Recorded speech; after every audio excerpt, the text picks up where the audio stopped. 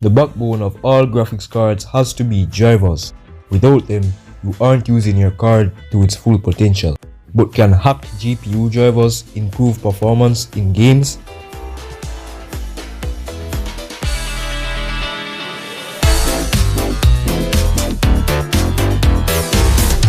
This is an ATI Radeon HD 5770, a mid-range graphics card from 2009. In an earlier video, I overclocked the shit out of it, but it ended up making a small difference in frame rates. But I'm not ready to give up on this card yet, so as a last resort, I'm gonna try installing modded drivers for this GPU. The drivers we're installing are by Radeon ID, previously known as Amernimezone or Nimes, and their website lists improvements such as better compatibility for newer apps, bug fixes, and tweaks. They support graphics cards from several generations, which are Terascale 2 and 3, GCN 1, 2 and 3, Polaris, Vega, and Navi. This HD 5770 is from the Terascale 2 generation, so we need those drivers. But when I tried to download them from their website, the SourceForge folder where there should be was empty. So I had to join their Discord server and track down the drivers. I'll put their link in the description. I found the drivers, but they were labeled as unsupported since they're deprecated now and have stopped getting updates. I downloaded the package labeled Terascale 2 to 3 V5 July preview drivers. What a fucking mouthful. They're from 2022, but I take that any day over a driver from 11 years ago. Time to install the drivers. Time to die. But before I did anything, I first had to uninstall the official AMD drivers. Trying to install hacked drivers over official drivers is a terrible idea because they can conflict and cause a fuck ton of problems. So I rebooted into safe mode and used a tool called Display Driver Uninstaller to fully remove the AMD display drivers. After a little while, the drivers were gone and the PC restarted. Then I unplugged the Ethernet from the back of the PC because I didn't want Windows Update automatically reinstalling the official drivers. Then I opened the driver folder I saved on the desktop and ran nzsetupcli.exe to open the driver installer. It gave me a few options, but I pressed 1 to install the regular July driver. Then I pressed 1 again to install the regular driver for a Terascale APU or GPU. The installer comes with a feature to disable driver updates for Windows Update so the official drivers don't reinstall themselves and fuck something up. So I guess that means I didn't need to unplug the Ethernet. The drivers began installing, but it turns out they are not digitally signed by Microsoft, which is common with modded drivers like what we're installing. Because of this, Windows shows a warning while trying to install them, and I had to manually click install this driver software anyway for all the required driver files. 2,000 years later. This may cause problems while trying to play a number of online games, as they use kernel level anti-cheats that, in simple terms, actively scan your PC for unofficial or third-party modifications and error out if it finds, for example, modded drivers. Then it appeared to install Radeon Pro software, which is meant for AMD's professional cards. Soon, my screen resolution was fixed. Next, it asks me if I want to install AMD Radeon software, and I picked the newest version listed, Adrenaline UI 2020 3.5. It wanted me to install dependencies by downloading them from the internet, so unplugging my Ethernet probably wasn't the wisest idea. After all of that, the drivers were done installing, and I rebooted the PC. I could open a newer version of AMD Radeon software that, even though it's from 2021, it's reasonably modern and looks fancier than the hellhole that was the Catalyst Control Center. But while poking around, I found that the GPU was being reported as a Radeon HD 6750, a different card that was released 2 years after the 5770. Even GPU-Z, which can detect fake cards, sees it as a regular 6750.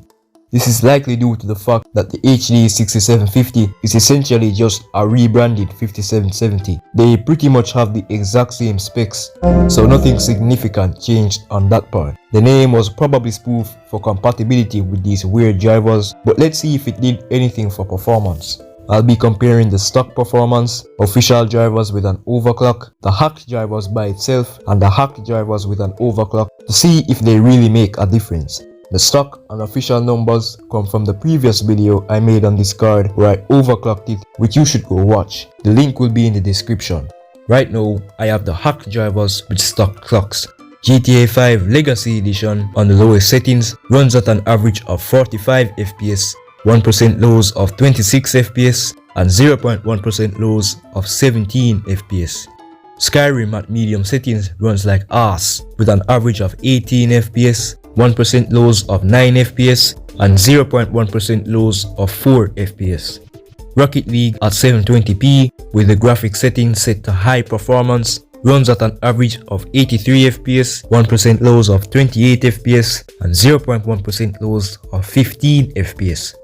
Team Fortress 2 at max settings runs at an average of 61 FPS, 1% lows of 17 FPS, and 0.1% lows of 5 FPS. Half-Life 2 at the highest settings runs at an average of 148 FPS, 1% lows of 86 FPS, and 0.1% lows of 40 FPS. Minecraft Java Edition runs at an average of 155 FPS, 1% lows of 72 FPS, and 0.1% lows of 23 FPS.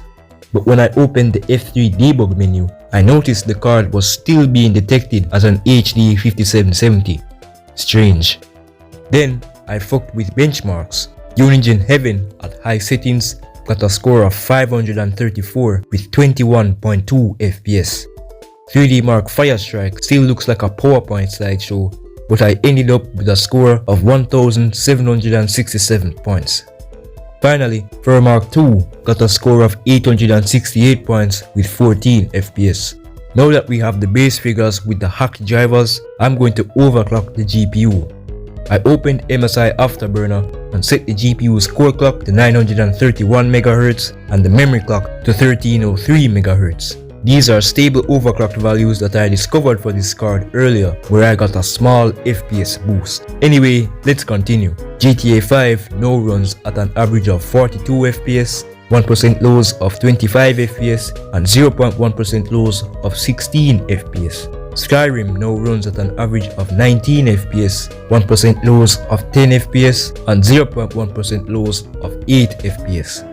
Rocket League now runs at an average of 90 FPS, 1% lows of 28 FPS, and 0.1% lows of 5 FPS.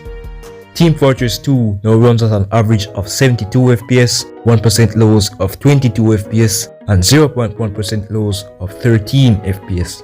Half-Life 2 now runs at an average of 158 FPS, 1% lows of 96 FPS, and 0.1% lows of 63 FPS. Minecraft Java Edition now runs at an average of 167 FPS, 1% lows of 73 FPS, and 0.1% lows of 26 FPS.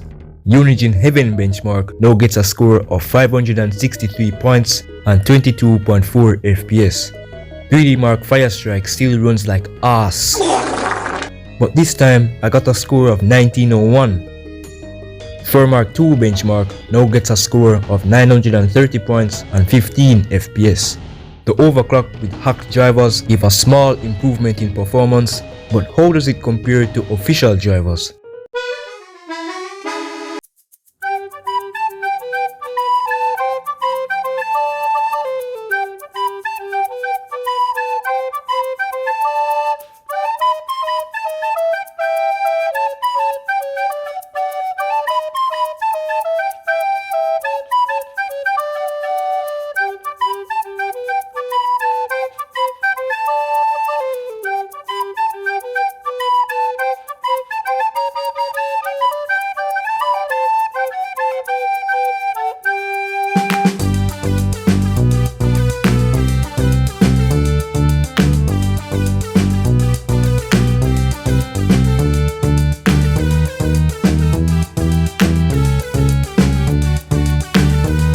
Modded drivers. The conclusion: Half-Life 2 is a really optimized game. You couldn't have done that earlier? I hate you. The saddest day of my life, and when I woke up on a empty happy tree, and no more hockey for me, for me, for me. The saddest day of my life, and when I woke up on a empty happy tree, and no more hockey for me.